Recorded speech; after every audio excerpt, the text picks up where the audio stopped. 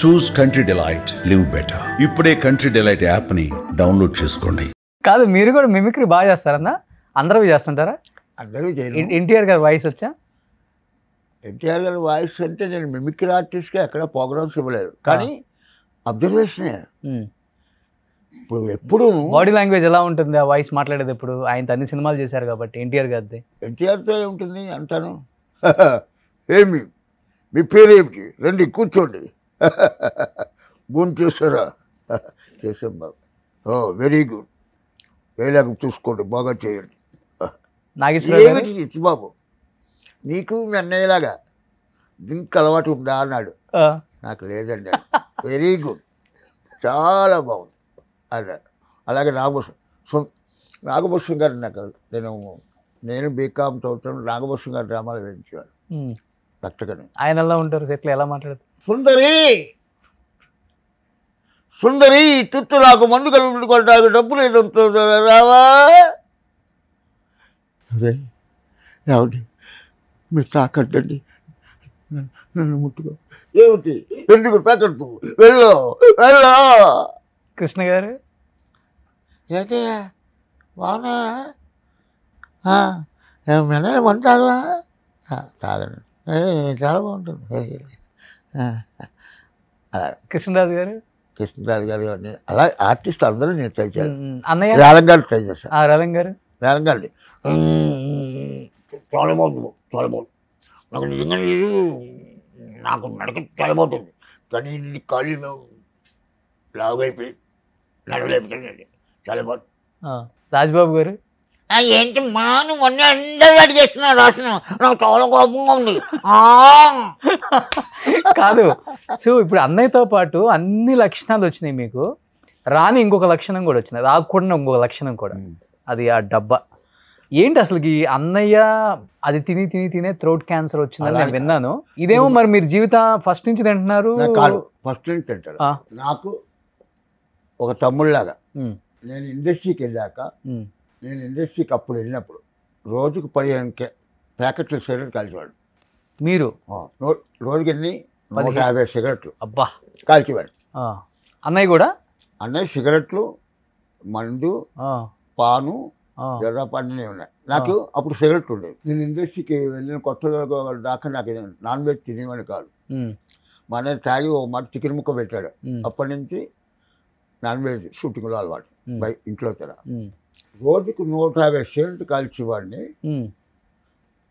నేను వివేకానంద కాలనీ ఇల్లు కొనుక్కున్నాను. నైట్ కూడా సిగరెట్ కాల్చా. 4 o'clock దేవుడిని పట్టుకుని లోపలికి వెళ్తూ నేను సిగరెట్ కాల్చున్నాను మానేసా.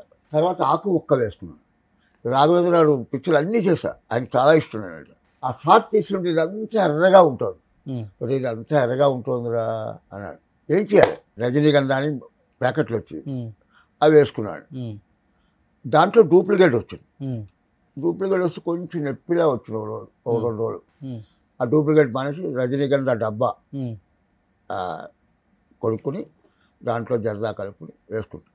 నేను ఇప్పటిదాకా ఒక తమ్ముళ్ళ చెప్తున్నా, నేను నమ్మిన బాబా సాక్షిగా, నాకు జన్మించిన మా అమ్మ నాన్న సాక్షిగా, ఈ 2 పెదాల మధ్య నుంచి ఒక బీరు చుక్క కూడా నా బాడీలో వెళ్ళలేదు.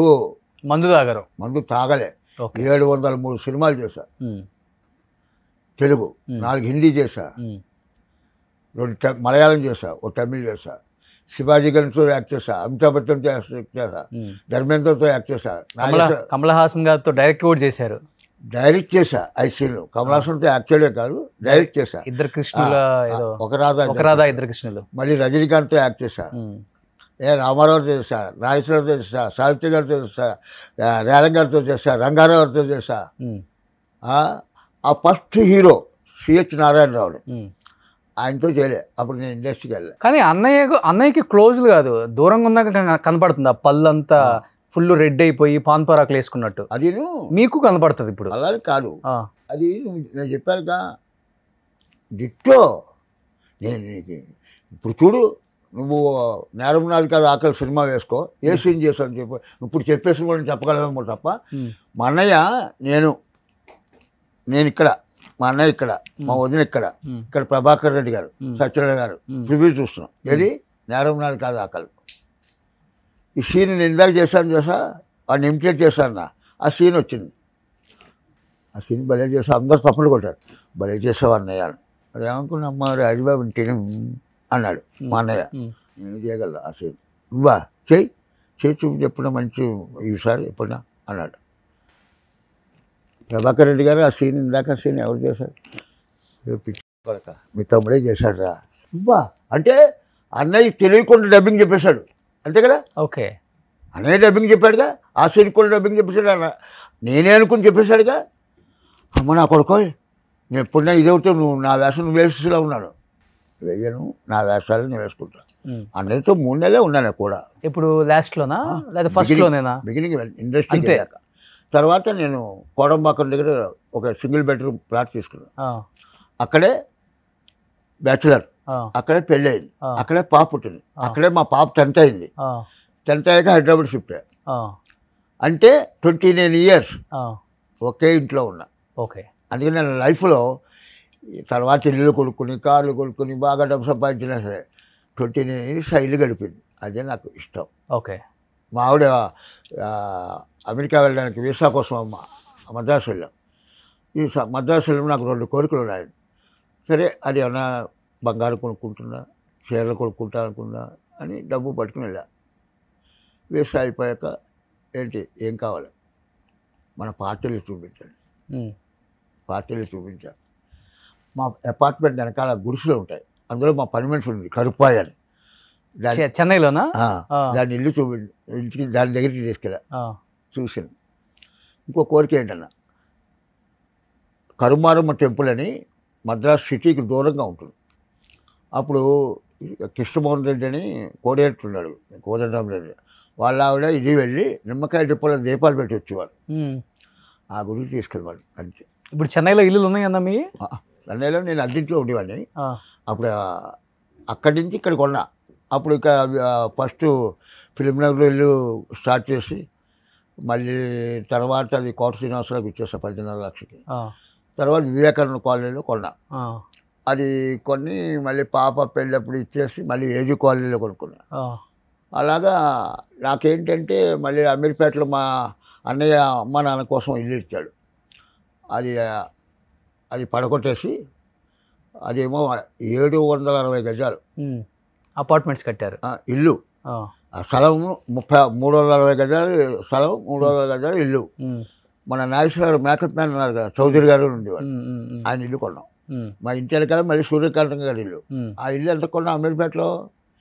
ఇల్లు ఖాళీ స్థలం 52,000 కొన్నాం 73లో. తర్వాత ఇల్లు కొన్నాక ఆ కాలర్స్ అన్నీ వేయించి బాబీ అనంతు అప్పుడు చదువుకుంటున్నారు. అమ్మ నాన్న ఇక్కడ షిఫ్ట్ చేశారు. ఎందుకంటే నేను అన్నయ్య మద్రాసు నుంచి హైదరాబాద్ షూటింగ్కి వస్తూ ఉంటాం కదా, అందుకోసం అమ్మ నాన్న ఇక్కడ ఉంటారని తమ్ముళ్ళు ఇక్కడ చదివించడం. ఓకే, తర్వాత అనంతు బాబీ నాగార్జున స్ట్రీట్స్లో పనిచేయడం. అన్నయ్య అందులో షేర్స్ ఉండేవి. బాబీ ఏమో ఒక 10 పిక్చర్లు చేశాడు. మంచి సింగర్ మా బాబీ, నా తర్వాత వాడు తర్వాత నాగార్జున స్ట్రీట్స్లో పనిచేశాడు. సుమన్ టీవీలో మీ పర్సనల్ అండ్ బిజినెస్ ప్రమోషన్స్ కోసం కింది నెంబర్కి కాంటాక్ట్ చేయండి.